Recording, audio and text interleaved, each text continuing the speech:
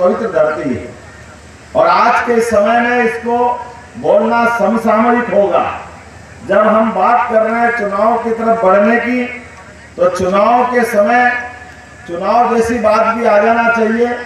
हमारे अलावा जो दल हैं वो भी अपनी बात कहेंगे, हम भी अपनी बात कहेंगे। और लोकतंत्र में दुनिया का सबसे बड़ा लोकतंत्र ये भारत और सबसे युवा देश दुनिया में कोई है तो वो भी भारत है। और हमको अपना 21वीं शताब्दी का यशस्वी भारत का नेतृत्व सौंपना है। मुझे इस बात की प्रसन्नता है कि जब जनता के लिए जनता के द्वारा और जनता का शासन चुना जाना चाहिए, ये संविधान हमको अधिकार देता है।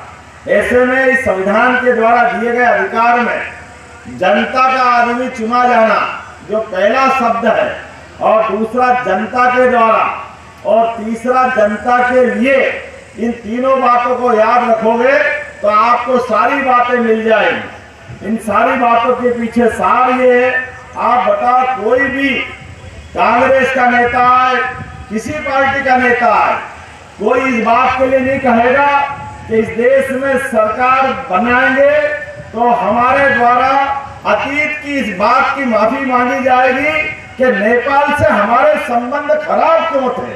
नेपाल को लेकर के भारत के संबंध हजारों साल से बहुत अच्छे थे, और अकेले नेपाल नहीं, सारी बॉर्डर चारों तरफ की, हमारे देश की चारों तरफ की सीमाएं अगर असुरक्षित थी तो इसका सबसे बड़ा कारण क्या है?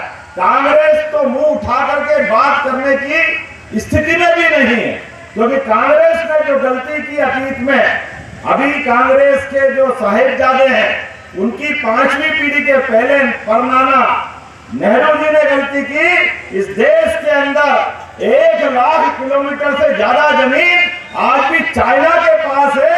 ये पाप अगर किसी के माथे है तो ये कांग्रेस के सिर पे लगा हुआ पाप है, जिसके कारण से कि मत्स्येंद्रनाथ और गोरक्षनाथ भगवान हमारे अपने उज्जैन में जब राजा भर्तृहरि राज्य कर रहे थे, तो भर्तृहरि जी के राज्य करते करते उनको संन्यास मार्ग पे लाने के लिए नवानाथ ढूंढने के अंदर गोरखनाथ जी ने उज्जैन से संबंध बनाया, और दुनिया में वो अद्वितीय एक इतिहास लिखा गया।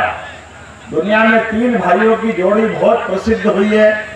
2 आपकी धरती से भगवान राम और लक्ष्मण, भगवान कृष्ण और बलराम, और तीसरी जोड़ी उज्जैन से हुई जब भर्तृहरि और विक्रमादित्य के नाते से जानी जाती है।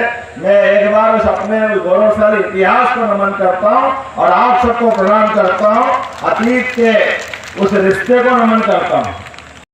मुझे इस बात की प्रसन्नता है, उत्तर प्रदेश के गोरखपुर क्षेत्र में महाराजगंज लोकसभा में मेरे मित्र पंकज चौधरी जी भारत सरकार के यशस्वी मंत्री के चुनाव क्षेत्र में आया था। आज भारतीय जनता पार्टी के प्रत्याशी होने के नाते से हमने ये सभा भी की है, और जो चारों तरफ का वातावरण दिखाई दे रहा है, मोदी जी के विकास के कामों को लेकर, विजनरी कामों को लेकर के, दूरदृष्टि के आधार पर जनता में जिस ढंग से अपील आ रही है कि पूरा वातावरण मोदीमय है। और माननीय योगी जी ने जिस प्रकार से उत्तर प्रदेश में काम किया है, जनता उनकी जानती है, तो योगी मोदी की जोड़ी में निश्चित रूप से उत्तर प्रदेश एक नया रिकॉर्ड बनाएगा। और माननीय पंकज चौधरी जी भारी मतों से जीतेंगे। मैं उनको शुभकामना भी देता हूँ, बधाई देता हूँ।